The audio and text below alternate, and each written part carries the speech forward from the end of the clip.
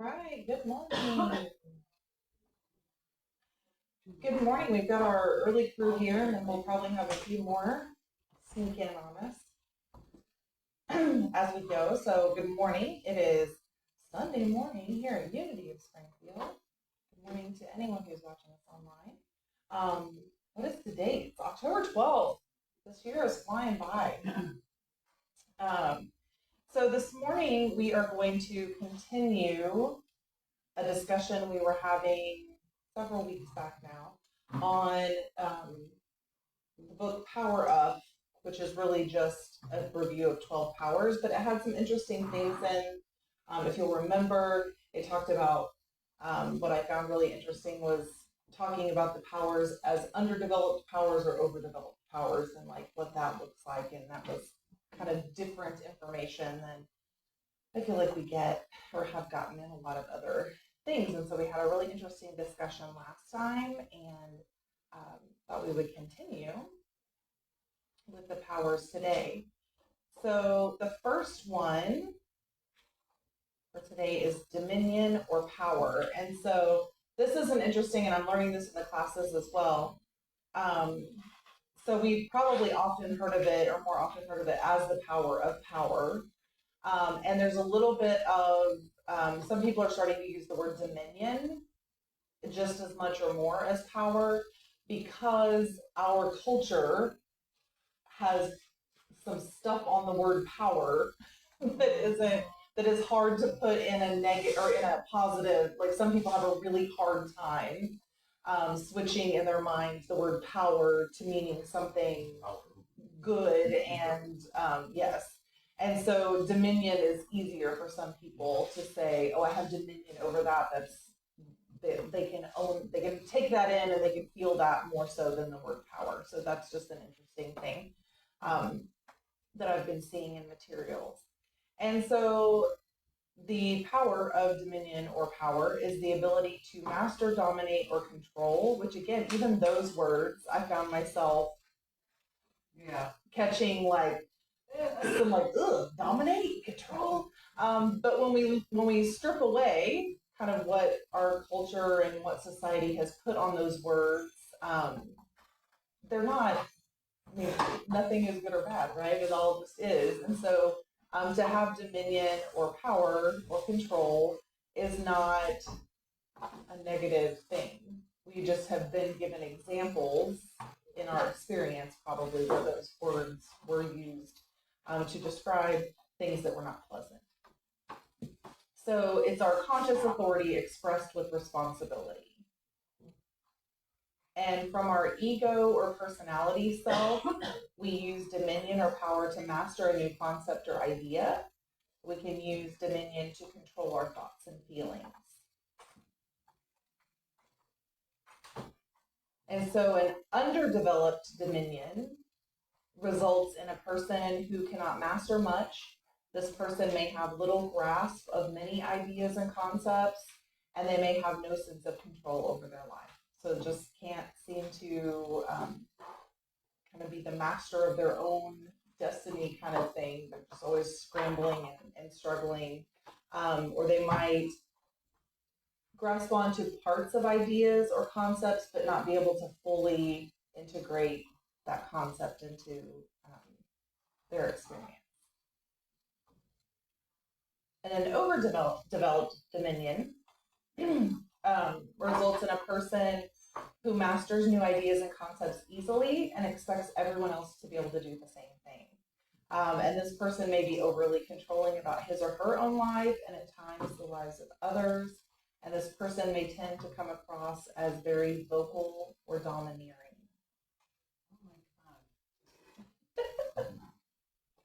And from our elevated consciousness, if we're expressing from our higher self, dominion is the ability to master, dominate, and control ideas, principles, and laws that are divine in nature. And so we're using our dominion to master those divine ideas that allow us to be the best expression of the Christ nature that we can be.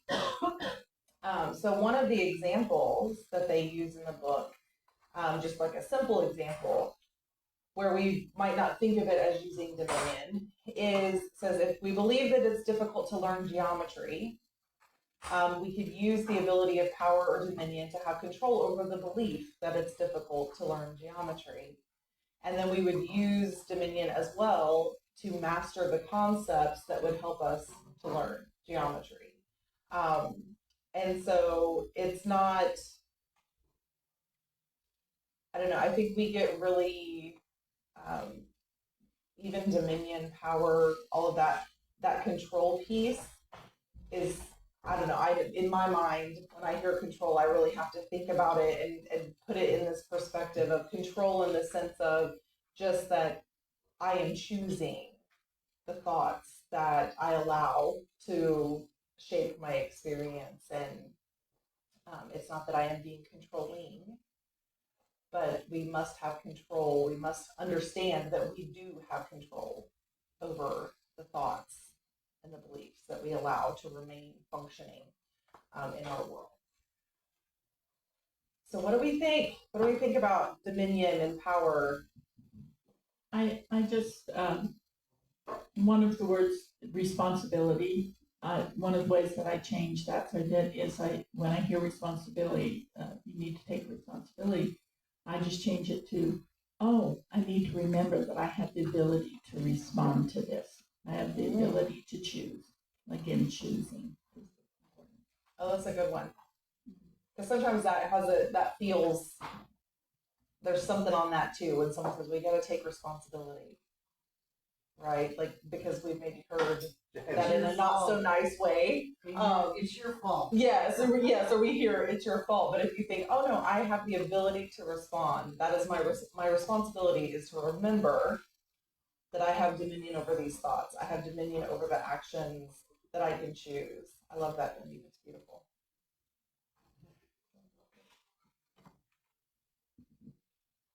I find it interesting that in my life, I tend to attract people that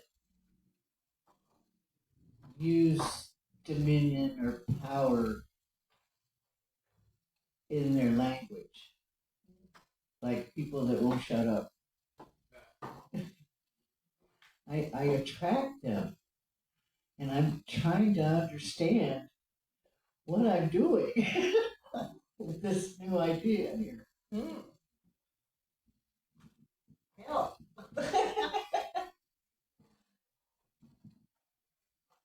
I was thinking about with not just dominion and power, but other kind of emotionally charged concepts, that a lot of it's just about balance.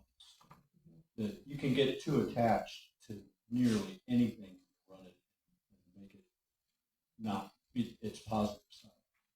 Yeah. The other thing it talks about is we use our power and dominion through our speech with all the things, like a lot of the practices that we use within New Thought and Unity. So with our denials and our affirmations, with our prayer, with our praise, with our giving thanks, all of that is a way of using our dominion to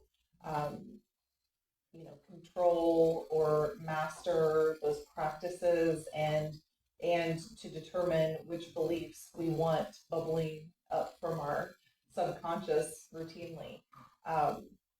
And so I like that. It also talks about, they talk about using our dominion to its fullest through the 3 Ps. And so that it's positive, passionate, proactive. So positive is what we say, passionate is how we say it, and proactive is our expectations and the expansiveness of the words that we're using.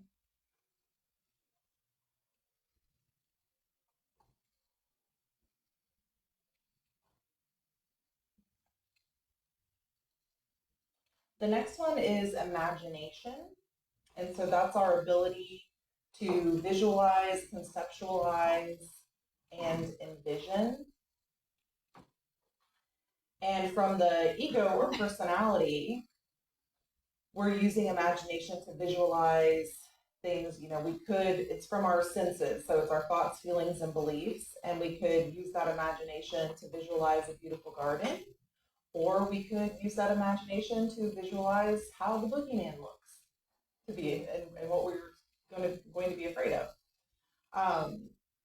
An underdeveloped imagination results in people who have little ability to visualize or picture anything that is not concrete and visible. They may have difficulty conceptualizing.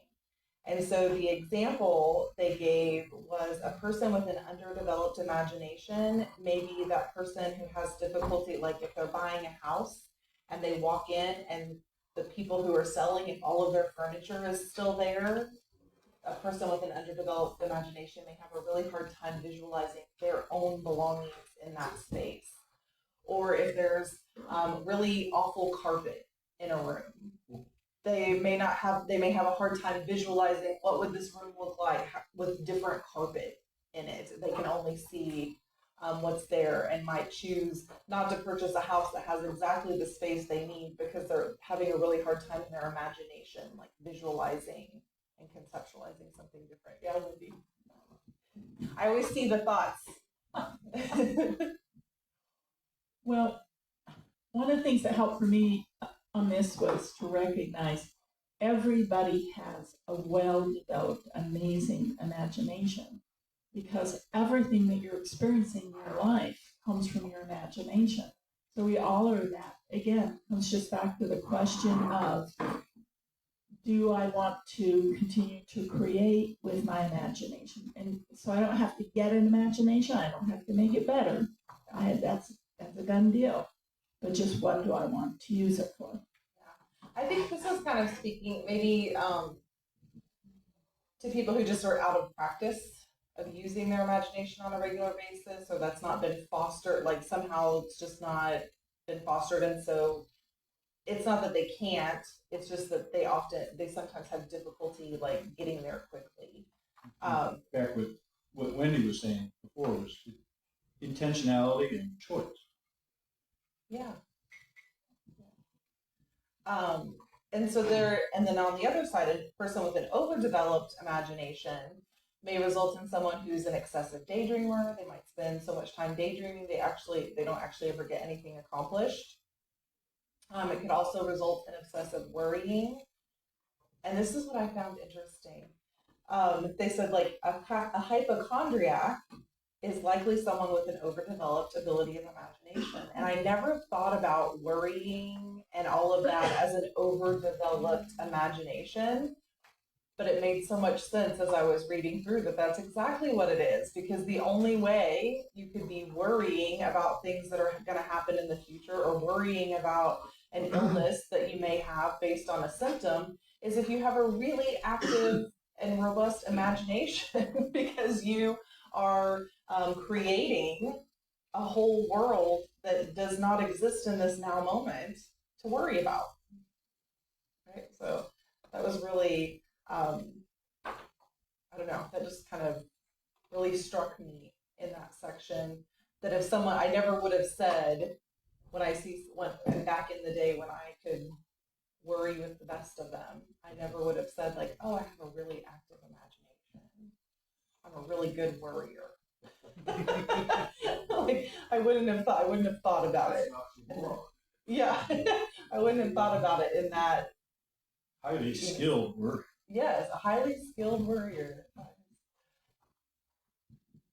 I would think what it makes me think of when you talk about the imagination is that we all have different strengths that we worked in that development of the imagination. The things that interest you the most are where you've probably taken your imagination, where that person would be really strong in that area. Someone else would be strong in a different area where they use their imagination the most in all the different levels. Yeah. And so then it says like from our elevated consciousness or our higher self, we're using this ability to visualize, conceptualize, and envision ourselves as connection and the true expression of Christ's nature. And so that's where that brings us a little more in balance, like John was talking about it between this underdeveloped and overdeveloped, is that it brings us back into the imagination that's a little bit closer to the present moment. And it's that imagination that allows us to hear the concept of Christ's nature or hear the concept of centeredness and go, oh, okay, I can sit into what that feels like, or I can imagine how that might play out in my life. And we could do those visualizations. Yeah, Don. I think this is probably one of the most powerful powers that we have. It's at the heart of creativity.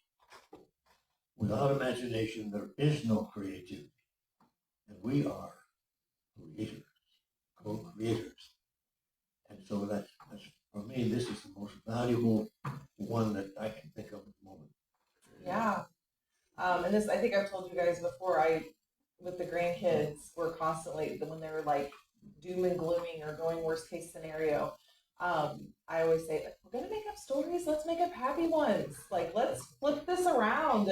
And so they always know it as soon as I say, if we're going to make up, they're like, stories, make up happy ones. But then we'll like flip and start, I'm like, why are we making up stories and making up visions of like all the bad things that we don't want to have happen today? Like, what's that about? And we'll be like, oh yeah, yes. And so I think that, yes, when we're in, from our elevated consciousness is where we go, oh, I understand that I am a creator and I do have power. So if I'm going to make up stories, I better visualize and imagine things that I actually want to see manifest in my life. And we stop imagining the other. Yeah. One thing too is that, it's a fine line between people saying, use your imagination realistically, or, it's almost like, look at this world to determine what is possible. And I know for me, when I first came into metaphysics and understanding that this world wasn't what I thought, it was really a challenge, because I had to totally go into my imagination to imagine that men could be kind or loving or gentle.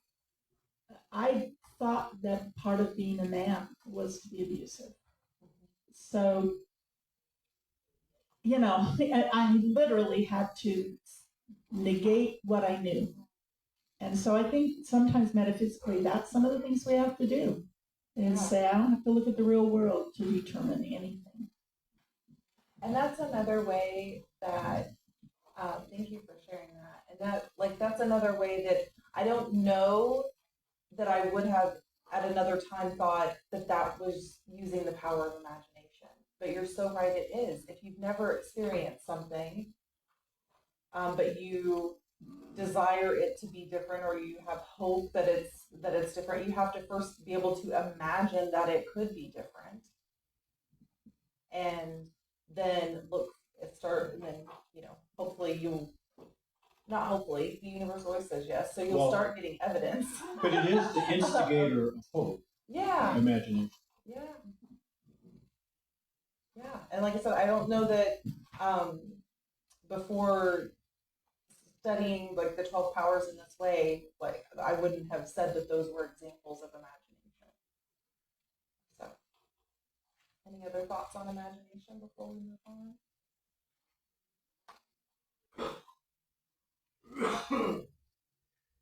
Actually, I do. Okay. Yeah, with imagination, what pops into my brain is the biblical verse. It says something that what we think, so as man thinketh, it will be made manifest. I can't quite hear you. Okay, sorry about that. I'm not used to microphones. With imaginations, I think about the biblical verse. It goes something similar to, so as a man thinketh, it will be made manifest. In pop psychology, it's what we think about comes about. And there's a book that makes me think of, as a man thinketh, so is he. And it's a whole book about imagination, basically. Yeah. Well, and I think about all of the things.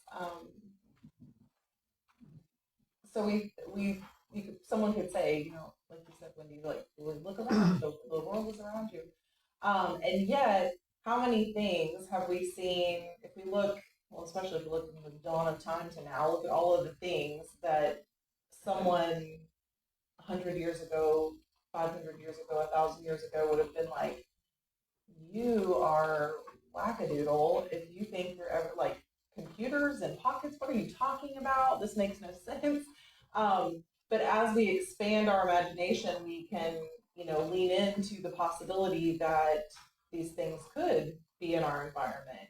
And even just, I always joke about, like things that, like some of the things we're seeing in technology now were things in like Star Trek and The Jetsons. the Jetsons and like other things that were like products of the imagination, right? Like a what if? Wouldn't it be cool if this was an actual thing?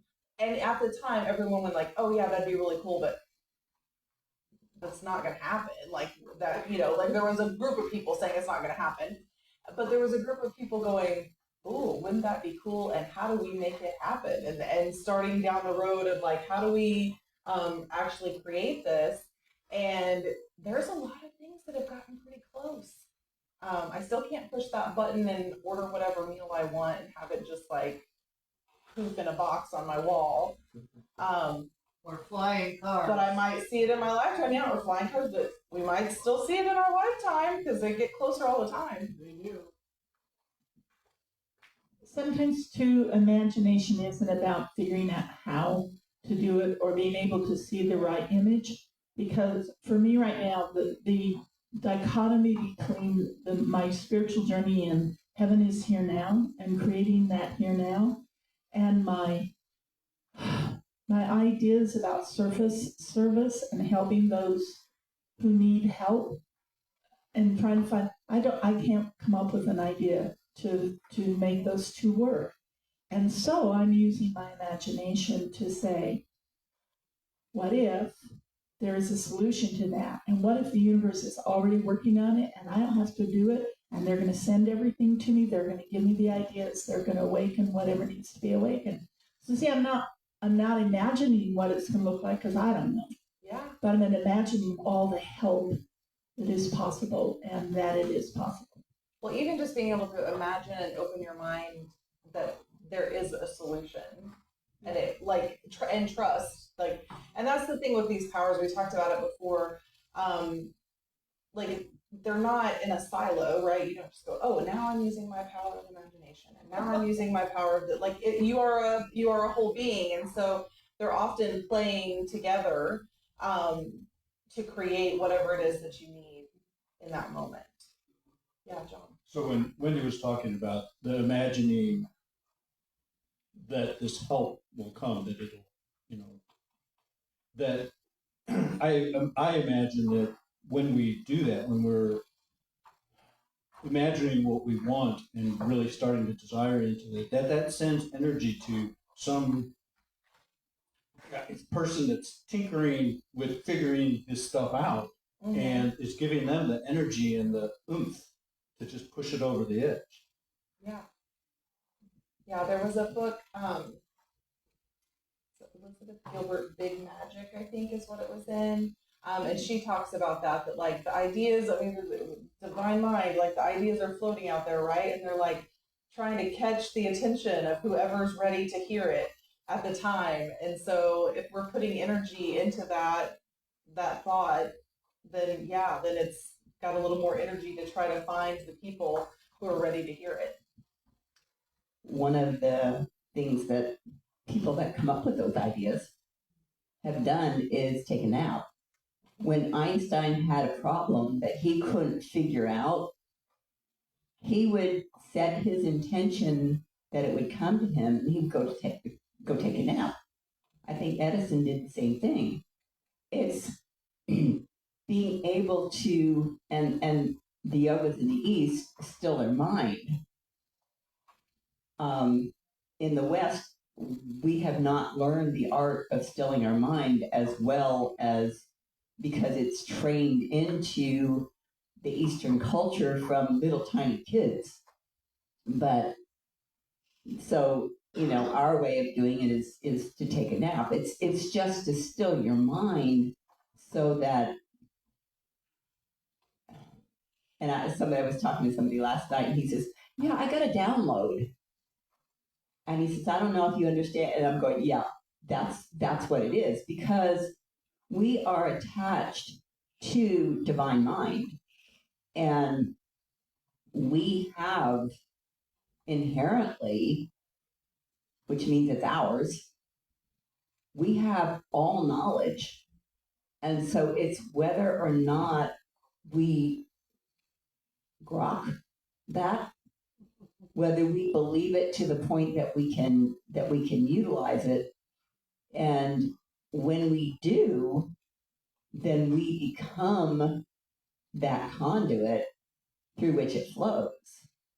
And the people that have, like Robert Heinlein was a space scientist, but he was also an author. And in his books, he wrote about a lot of things that are becoming manifest now, that we don't, at that time it was like so far out there, but you're tapping into that divine mind and seeing the potential, which is unlimited. And we have that ability. We just don't, we have been programmed out of it from the time that we're little tiny kids. You can't do that. You can't do that. And so it's bringing that back into realizing who we are. Yeah. Einstein, I think it was, used to take keys.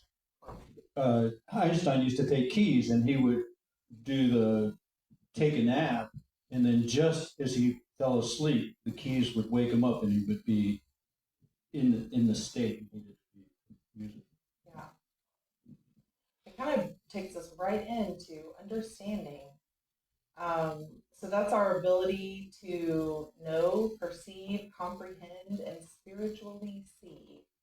And so from our ego or personality, we're using the understanding to know facts and figures, whether we're talking about a bridge or an atomic bomb. Like, we're looking at facts and figures, to have and to understand what it all means, how to put them together.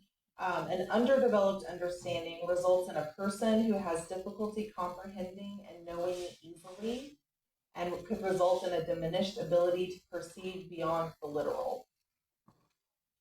An overdeveloped understanding results in someone who comes across, might be described as a know-it-all, or perceives things that are not there, literally or figuratively.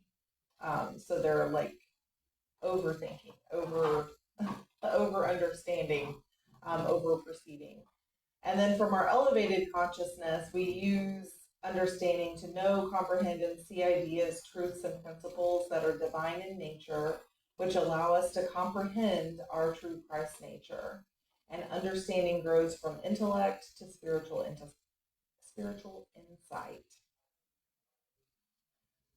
They also talk in this section about the difference between intellectual understanding and spiritual understanding.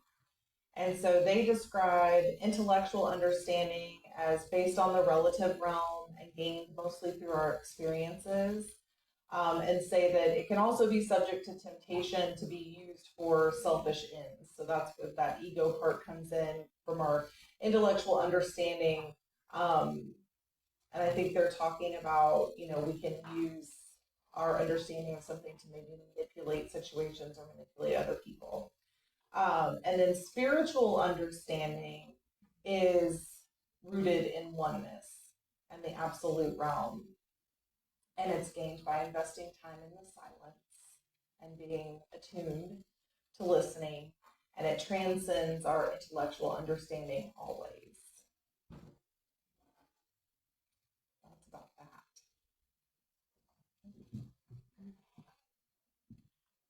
I think part of the egoic area of this is that we set ideas about what makes a person valuable by what they understand and what they can do, and we miss out on so much because I went to college in my 40s, and there was a young man who was going, but he was just struggling in everything.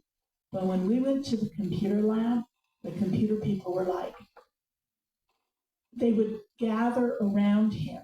He knew how to talk to a computer and make a computer do things that none of them thought was possible.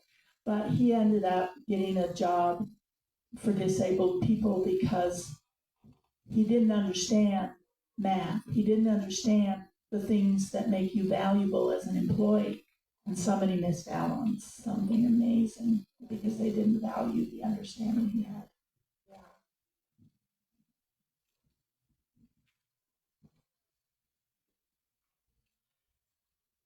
Well, and I think, thinking about that and looking at this, like what is the most valuable understanding that a human in this experience could have? If you understand nothing else but your oneness and your connection to divine mind, like if you couldn't add 1+1, but and had lived from a place of understanding that you are Christ's nature, you are in that oneness. Do you need the other stuff? Oh, I went to college right out of high school, but I went to MU. There were 25,000 people there, and I came from a high school. My graduating class was 145, so it was a little bit different, a little bit more competition. When I found out, when I got into the math department, they started thinking about the fourth, fifth, and sixth dimensions and stuff. I knew I was kind of out of place, but probably the best thing that ever happened to me was when I figured out I didn't know everything. Yeah. I also, when you were just talking about that, made me think about the telepathy tapes. Oh, I haven't listened yet. And rather than assuming, and what Wendy was saying, rather than assuming that someone that's on the spectrum, particularly a non-speaker, to assume that they don't have gifts that are beyond imagination, beyond our imagination, is folly. Yeah. I was just talking to somebody about this last night. We ended up talking about value. And that's the difference between understanding intellectually and understanding spiritually. And in our present society, we focus on education of the intellectual understanding, but we leave out, and we say, that's the parent's job. We leave out any spiritual understanding at all. And so everything is kind of surface and there's no value. And so we were sitting there last night and just kind of reminiscing, or just kind of brainstorming. And it's like, what is value? And value is love. And anything that's related to it, it's connection and communication and compassion and understanding is what is valuable. And you don't get that from intellectual communication. That's just, it's void in that area. And that's one of the things that Ken Wilber talks about in his estimation of society, is we have left out the values of spirituality. And it's undermined the values of our society because people don't know what's valuable. And they think that what is valuable is a house and a car and money and accumulation. And without the connection and the love, there's no value in any of that. But it's so programmed in our society that people don't understand it. And that's one of the things that we really need to visualize is spiritual understanding. And it's coming. is coming. I mean, there's, people are seeking, there's got to be more, and that's the thing that we need to realize is we need to have that value in ourselves so that people can see it. And that's basically why I come to this church, because I see value in my friendships and in my relationships with people and the connection. Yeah. It makes me think in the Prosperity Plus stuff, Matt Boggs, who is Mary Morrissey's son, tells a story at one point about, I think wherever they were talking about building their house. I think it's down in Mexico, somewhere South America. And there he meets this fisherman, and the guy goes out and comes back, and he like sells out of everything that he's caught. And Matt's in there, he's got like an Indian business and all this stuff. The guy's like, oh yeah, I can sell, 3 times this much every day. And he's like, why don't you buy another boat? And the guy's like, I don't know if I want to buy another boat. And Matt launches into this whole thing about, like, if you bought more boats, then you could catch more fish. And he's like, yeah, but then I would have to hire people. And like, he goes through this whole thing. And the guy, as Matt's talking about him amassing this fleet of boats and making all this money, and the guy says, yeah, but like, what's the point? Like, but then what? And Matt's like, well, then you would have the freedom to like take vacation whenever you want. You could spend time with your family and blah, blah. And the guy looks at him and says, I do that now. And Matt was like, ooh, because the guy was like, no, like I do what I do now because I go out and I catch my fish and I make enough money to sustain our family, and I'm home every night. I get to have dinner with my wife and children every single night. And if we want to take a trip, I just don't go fishing that day, and we go on a trip. So he was like, I already have all the freedom and all the things. And Matt talks about how he had created this elaborate plan that this guy was going to have to work really hard and do all of these things because he had this intellectual understanding of how you amass wealth or how he could leverage this opportunity. But the guy was looking at things more from a spiritual understanding of, I have this life and I'm supported and everything I have is here for me now. And I have the freedom to be super connected to my family and to give back to my community and do all those things. So why would I go scrambling around to do all this other stuff just to end up doing the same thing? And I always thought that story always sticks with me. So I think that's a great thing on the issue of dominion, of the balance on dominion. If you just to think, okay, if just amassing wealth by any means in order to get, what I desire, without thinking about, well, what else do I desire and how does this fit in? Yeah, and Matt talks about it being a real like aha moment for him as to the definition of success.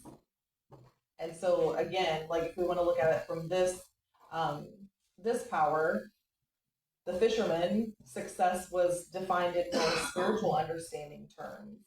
Of like, I don't need all of that. I don't need people to think I'm successful. Like I have everything I want and need right here.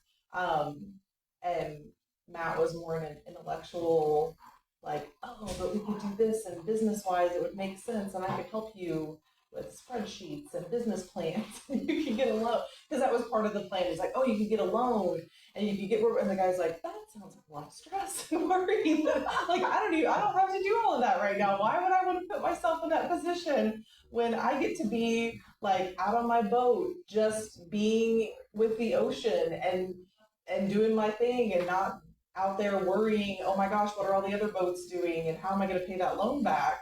Anyway, yeah, Wendy.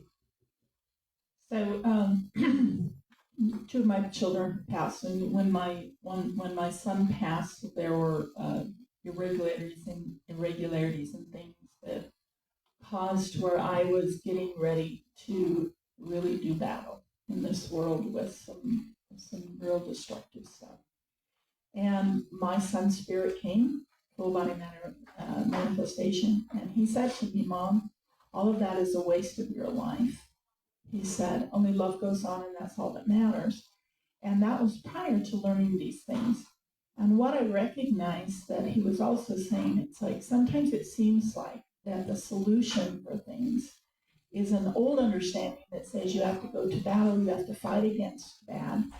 But metaphysically, what it says is you focus on what you want, you focus on the good, you become part of the energy of good, and that's how you change it. So our understanding changes as we move into the spiritual of what's important or how to accomplish our goals. Well said. Thank you. We'll do one more, and then we're gonna finish up a few minutes early so Carrie can get the bake sale all set up back there, and people can come in and buy spooky treats. So the next one is zeal, which is our ability to be enthusiastic and passionate, as well as to inspire and motivate oneself. And so again, based on our senses, thoughts, feelings, and beliefs when we're in the ego and personality part of that. And so underdeveloped zeal could result in someone who's listless or has little zest for life. They might be unmotivated. They might start lots of things, but even getting started is difficult. And then seeing them through to completion is even more so. And an overdeveloped zeal is a person who is zealous, impulsive, ruthless, compulsive, and overly ambitious. They may come across as too strong and may appear insincere or phony. And from our elevated consciousness, we use zeal to be enthusiastic, passionate, inspired, and motivated based on truth and principle to enthusiastically express as our Christ nature. And then they say zeal fuels purpose when guided by our higher self. One of the things they say in the chapter that I thought was interesting is they talked about zeal can be like the accelerant for a rocket. So zeal is like what gets us going, and then our other powers kind of come in and keep us on the path. Because if you're just like in zeal all the time, or if you're in that It's called mania. yes, maybe. Or they said like most people can't sustain a super high level of zeal all the time, and so like it burns out, like it will eventually fizzle out. And so they said just like when a rocket gets propelled into outer space, there's like the accelerant that gets it up so far, and then the other propellants kick in. They're a little softer and just keep it going the course. And that's how they talked about zeal. It's like we have these moments of bursts of zeal that are like a rocket ship. It's the idea catching fire, and then we have to bring other things in to like keep it sustained, and then we might have more moments of zeal within that. But the idea is to just stay motivated and inspired and enthusiastic about being the expression of Christ's nature. Yeah. When I think of the ego's excited zeal, I think of Judas. And, Judas didn't do that to betray Christ. He did it to motivate Christ, to show everybody his power. And that's not how it works. So Christ didn't do that, and it just messes things up when we try to force. Yeah, like it can be too much, right? Like, but we need some level, like we have to be able to get out of bed in the morning and have an idea of what we want to do. I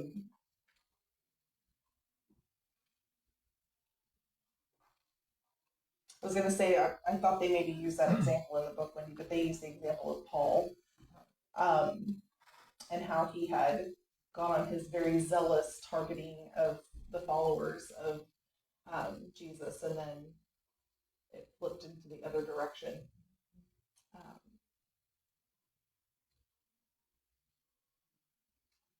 And they talk about, it's the same kind of, Wendy, as you say, like there's all these different strengths, and LB, you said the same, we all have different strengths. And so sometimes that zeal shows up in an almost obsessive desire to see something through.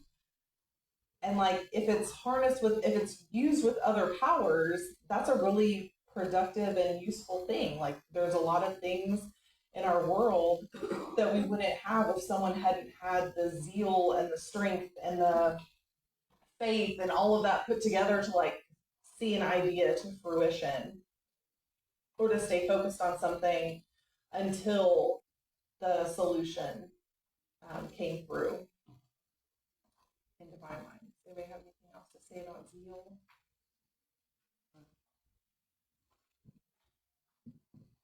I've been blessed with actually experiencing it tremendously with the Gigglebox project. When I started that, I knew. I mean, it was like I got a hit from God as to what to call it and what to do with it, and it was like, whoa, okay, let's do this thing, and it was awesome. It was awesome, yeah.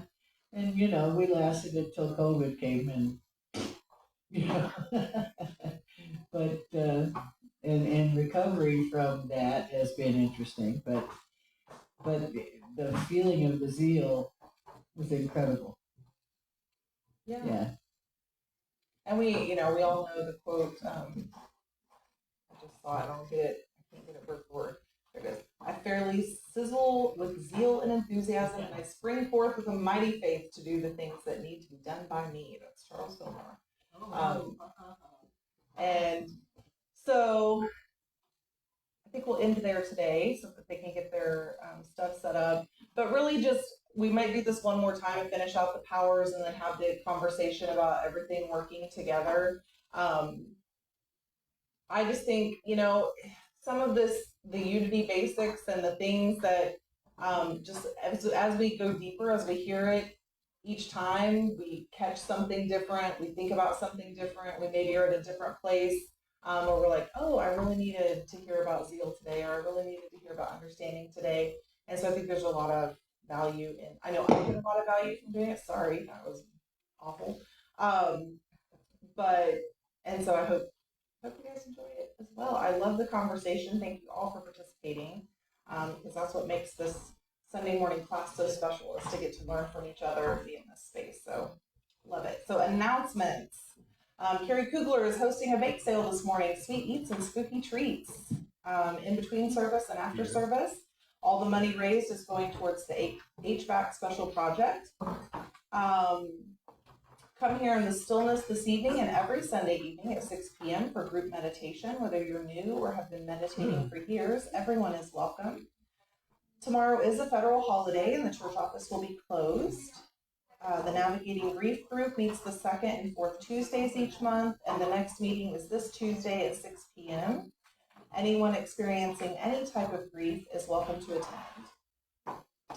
Reverend Diana Kennedy will be doing her Thrive workshop on October 18th, and then she will be the guest speaker on Sunday the 19th. Next Sunday, our New Thought adult education class will be Karen Crago. Class starts at 9:15. You can attend in person or watch on the live stream from our Facebook page. And from November through March, the Crisis School Builder Shelter will be up and running again. We're still doing our 8 items in 8 weeks, and the list is out in the foyer. Next Sunday is our 7th week, and the items are cheese and peanut butter crackers. If you donate all 8 items, make sure to enter the drawing to win $100. We're still signing up for volunteers for the shelter. If you're interested, there's a QR code on the connection table. And there's so many ways to get involved. Lisa or Lacey can help you with any questions. And you can always email questions to shelter@unityofspringfield.org as well. On October 21st at 6 p.m., Norma Vincent is doing starting a monthly Unity real estate forum on the 3rd Tuesday of each month. There will be a new member ceremony on October 26th during the service, and new member orientation is on October 19th, right after the service. New members are required to attend orientation, pick up an application on the welcome desk. We won't be having a Scoop Truncular event this year. However, the kids are welcome to wear costumes to church on Sunday the 26th. And I'm just going to say we're not putting an age limit on what constitutes a kid. So costumes are welcome on the 26th. There's going to be some special activities and treats that morning as well.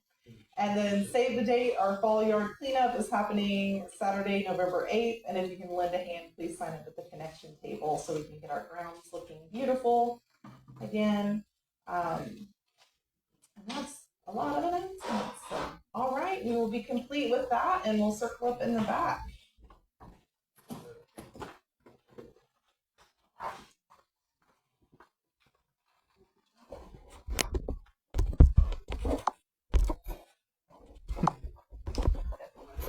This slow connection came on right when I started to press the button.